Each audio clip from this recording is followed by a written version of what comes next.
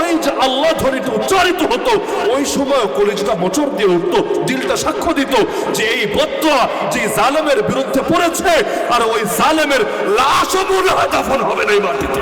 না হলে এই সাক্ষী রায়, আল্লামা দেলোয়ার হোসেন সাঈদী রহমাতুল্লাহ আলাইহি সেই রায়কে কেন্দ্র করে যখন মানুষ রাজপথে নেমে এসেছিল, তাদের বুকে যারা নির্মমভাবে গুলি চালিয়েছিল, ওরা কি ভেবেছিল ওদের দিনও একদিন ফুরিয়ে আসবে, এই তাওহীদি জনতাও একদিন জেগে উঠবে, একদিন শহীদদের রক্ত কথা বলতে শুরু করবে, একদিন ওদের পাপের পাল্লা এত ভারী হবে ওরা এই মাটিতেই থাকতে পারবে না, বর্ডার দিয়ে যে যেভাবে পারে এই দেশ ছেড়ে পালিয়ে যেতে হবে, পালিয়ে যেতে হবে।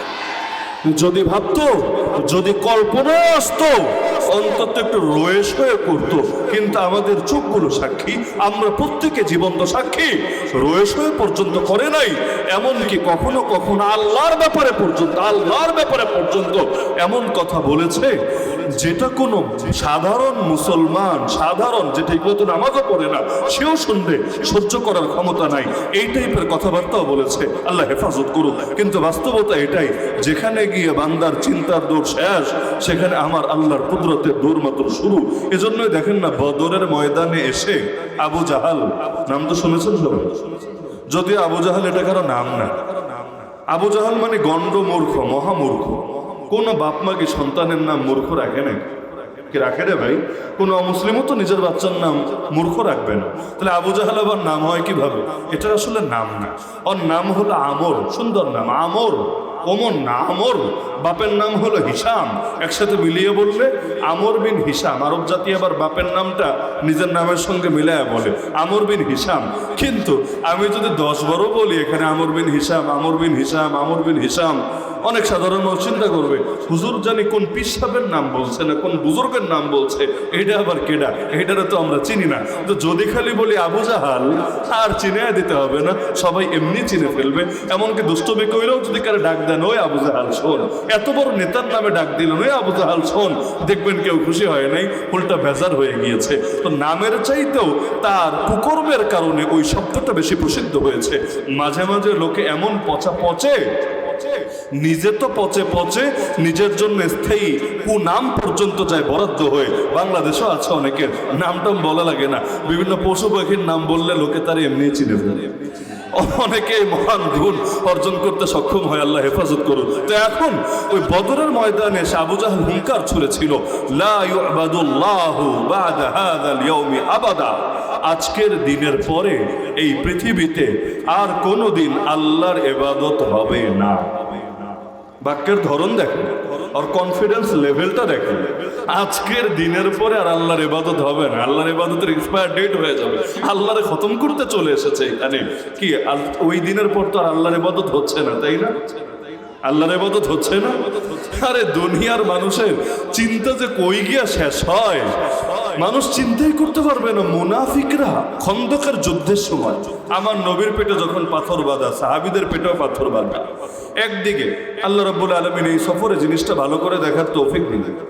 6 কিলোমিটার পরীক্ষা খনন করে, তা আরবের মাটি, বাংলাদেশের নরম মাটি, এমন পাথুরে মাটি। আপনি সৌদি আরব যান, গিয়ে দেখেন যে পাথরে মাটি যেখানে আছে, আপনি কোদাল দিয়ে শাবল দিয়ে একদিনে কয় বিঘত খনন করতে পারেন একটু চেষ্টা করে দেখেন। এই আধুনিক যুগের কথা বলছি।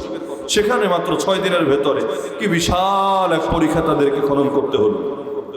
আল্লাহ রাসূল সাল্লাল্লাহু আলাইহি ওয়াসাল্লাম এবং তার সাহাবীরা সকলে মিলে কাজ করছেন, হাতে সময় বেশি নাই, যে কোনো সময় কাফেররা চলে আসবে। আর এক বাহিনী না, সম্মিলিত বাহিনী, সবগুলো মিলেমিশে। কারণ কাফেরদের আবার একটা পলিসি এটা, ওরা চিন্তা করে 10 মিলে করি কাজ, হারি জিতি নাহিলাজ, একা একা গেলে ঝামেলা আছে। এই যে আমেরিকা আফগানিস্তান এসেছিল 50-এর বেশি দেশকে সাথে নিয়ে, ন্যাটোকে সাথে নিয়ে, এখন ইরানে এসেছে, এখনো দেখা যাচ্ছে ডাকাডাকি করছে, দোস্ত তুই আয়, ও দোস্ত তুইও আয়। এখন ওরা বলে আরে অভিজ্ঞতা তো ভালো না, আমেরিকা যার দোস্ত তারা দুশ্মন লাগে না, তো ঠিক আছে তুমি খেলো, জিতলে আমরা আছি মাশাআল্লাহ মারহাবা দেওয়ার জন্য, আর হারলে আমরা নাই, তোমারটা তুমি বুঝো, আমরা তোমার পাশে আপাতত নাই। তো দুনিয়াতে অনেক সময় এমন হয় সম্মিলিত হয়ে যায়, কাফেররা সম্মিলিত হয়ে যায়। যদি আফসোসের বিষয়, ইসলামের বিপক্ষের শক্তিরা যুগে যুগে ইসলামকে দমানোর জন্য সহজেই সম্মিলিত হয়ে যায়, ইসলামের পক্ষের শক্তিরাই পারে না খালি সম্মিলিত হতে। বাস্তব না অবাস্তব? আজও পর্যন্ত পৃথিবীর সমস্ত মুসলমান কবে ঐক্যবদ্ধ হতে পেরেছে গত কয়েকশো বছরের মধ্যে আমারে বলেন? আমি তো বিশ্বাস করি, আমার বিশ্বাসটা ভুল থাকলে বললেন, আমি বিশ্বাস করি আজও যদি পৃথিবীর 200 কোটি মুসলমান ঐক্যবদ্ধ হতে পারতো লা ইলাহা ইল্লাল্লাহর উপরে, শাখাগত মাসালা মাসাইল রাখেন, ইখতিলাফি বিষয় রাখেন, লা ইলাহা ইল্লাল্লাহ নিয়ে তো আর দলাদলি নাই, আল্লাহ আমাদের রব এটা নিয়ে তো আর ইখতিলাফ নাই, মুহাম্মদ সাল্লাল্লাহু আলাইহি ওয়াসাল্লাম আমাদের রাসূল এটা নিয়ে তো আর ভিন্নমত সুযোগ নাই, কাবা আমাদের কিবলা, কোরআন আমাদের ধর্মগ্রন্থ, ইসলাম আমাদের জীবন আদর্শ, ইত্যাদি বিষয়গুলো নিয়ে তার কোনো ভিন্নমতের কোনো অপশনই নাই, কোনো সুযোগই নাই। আল্লাহর জমিনে আল্লাহর দিন চলবে, সৃষ্টি করেছেন যিনি, বিধান দিবেন তিনি, সার্বভৌমত্ব চলবে তার, এগুলো নিয়ে তো আর ভিন্নমত সুযোগ নাই। অন্তত এই পয়েন্টগুলোতে আজও যদি পৃথিবীর 200 কোটি মুসলমান ঐক্যবদ্ধ হতে পারে, আমি মনে প্রাণে বিশ্বাস করি আর 1 মাসও না, 1 সপ্তাহ না, ইনশাআল্লাহ এর চাইতেও কম সময় এই পৃথিবীর আকাশে আবারও পথ করে কালেমার পতাকা উঠতে শুরু করবে। মুসলমানদের প্রথম কেবল ইহুদিদের দখলে কিভাবে সম্ভব? বাবরি মসজিদ সহ কত মসজিদ ভেঙে ফেলেছে, মাটির সাথে মিশিয়ে দিয়েছে, এমনকি সেখানে অন্য ধর্মের উপাসনালয় বানিয়েছে, কিভাবে সম্ভব? আরে যেই দুনিয়ায় 200 কোটি মুসলমান থাকে ওই দুনিয়া আল্লাহরে গালি দেয়, নবীর কার্টুন ছাপে, কিভাবে সম্ভব? যে দুনিয়ায় 200 কোটি মুসলমান থাকে দেশে দেশে আলেমদেরকে শহীদ করা হয়, কিভাবে সম্ভব? যে দুনিয়ায় 200 কোটি মুসলমান থাকে মা বোনদের ইজ্জত নিয়ে ছিনিমিনি খেলা হয়, কিভাবে সম্ভব? আমি তো মনে করি আমাদের অনৈক্যের কারণে, আমাদের কাপুরুষতার কারণে সম্ভব। আমরা যদি আজও এক হয়ে যেতাম, আমরা যদি আজও ঘুরে দাঁড়াতাম, পৃথিবীর এই নাস্তিক্যবাদী অপশক্তি, তাগুতি অপশক্তি, কুফরি অপশক্তি বন্যার পানিতে যেভাবে খড়কুটো ভেসে যায় ওরাও এভাবে ভেসে চলে যেত, ওদের এই পতন কেউ ঠেকাতে পারত না। বাংলাদেশে নাস্তিক কয়টা বলেন? আমার পুরো বাংলাদেশ তন্ন তন্ন করে খুঁজলে 10-20 কোটি তো হবেই, তাই না?